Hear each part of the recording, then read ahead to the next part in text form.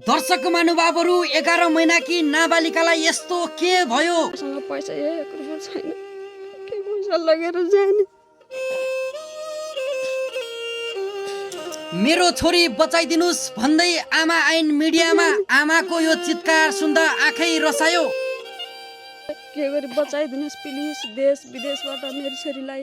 भगवान पनि कति निष्ठुरी होलान्, हात खुट्टा सुकेको पेट मात्रै फुकेको यो दर्दनाक दृश्य देख्दा आँखा रसायो। यो भिडियो हेरेपछि आँखा नरसाउने कसको होला? सहयोग भयो भने गरिदिनुहोस्, सबैले माया गरिदिनुहोस्। अनि छोरीलाई धेरै बचाउने मैले धेरै कोसिस गरेँ सर। मैले लास्ट केही उपाय नभएर लास्ट स्थिति आएपछि मैले मिडियामा जान बाध्य भएँ। यसको अपरेसन भएको छ एउटा।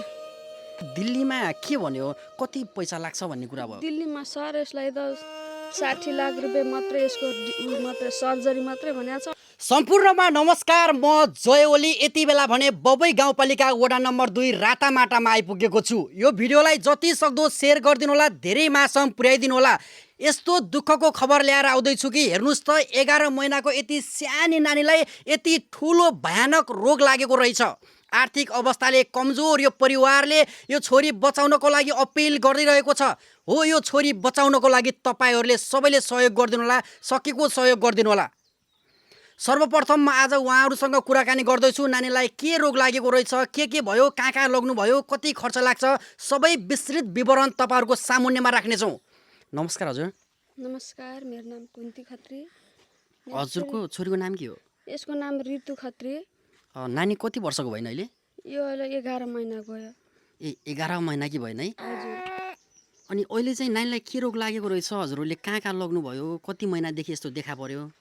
यसको सर जन्मिँदै रोग एउटा, यसको भित्र एउटा आन्द्रा हुन्छ नि, जो फोहोर छान्ने नली, त्यो जन्मजातै नै नली नभएको कारणले यसको लिभरमा प्रब्लम आयो। लिभरमा जन्डिस बढ्दै दिनकै गइरहेछ। यसको यो पेट धेरै फुल्लिरहेछ जताकतै। यो त नेपालभरि मैले यसलाई देखाइसकेँ जताकतै।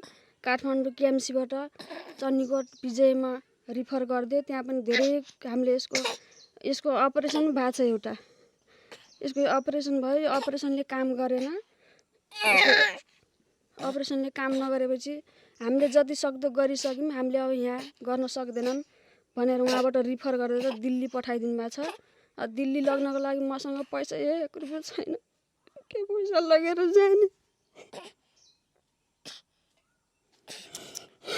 अनि छोरीलाई धेरै बचाउने मैले धेरै कोसिस गरेँ सर। मैले लास्ट केही उपाय नभएर लास्ट स्थिति आएपछि मैले मिडियामा जान बाध्य भएँ। के गर्ने, छोरीलाई बचाउनु मलाई धेरै रहर छ। यो छोरीलाई के गरी बचाइदिनुहोस् प्लिज, देश विदेशबाट मेरो छोरीलाई सानो सहयोग भयो भने गरिदिनुहोस्, सबैले माया गरिदिनुहोस्। मेरो छोरीलाई बचाउनु मलाई रहर छ। हेर्नुहोस् त दर्शक महानुभावहरू, एउटी आमाको रोदन जो 11 महिनाको भर्खर यो संसार देख्न नपाउँदै यति ठुलो रोगले ग्रसित छिन्। उनीलाई छोरीलाई बचाइदिनुहोस् भन्दै तपाईँहरू सामु अपिल गरिरहनु भएको छ। आफूसँग भएको अवस्था जति पैसा थियो त्यो सबै खर्च गरिसक्नु भयो। अब दिल्लीमा धेरै पैसा लाग्नेछ भनिसकेपछि उहाँले चाहिँ मिडियालाई गुहार्नु भएको छ। आज हामी यो ठाउँसम्म आएका छौँ, यो भिडियो तपाईँसँग पुर्याउँदैछौँ। मलाई थाहा छ हाम्रो नेपाली दाजुभाइ तथा दिदीबहिनीहरू धेरै मनकारी हुनुहुन्छ। यदि तपाईँहरूसँग आर्थिक अवस्थाले भरिपूर्ण हुन्छ भने सहयोग गरिदिनु होला। यदि छैन भने मनकारी दाताहरूसम्म यो भिडियो पुर्याउनको लागि 1 लाइक गरेर भिडियो सेयर गरिदिनु होला सबैजनाले। र हजुरले चाहिँ दिल्लीमा के भन्यो, कति पैसा लाग्छ भन्ने कुरा भयो? दिल्लीमा सर यसलाई त 60 लाख रुपियाँ मात्रै, यसको मात्रै सर्जरी मात्रै भनेको छ। अब बस्ने खाने त त्यहाँ अब कति लाग्छ, अब त्यो अनुसार बेड चार्ज यताउति, अब दिनको चार्ज लाग्ने भनेको छ सर।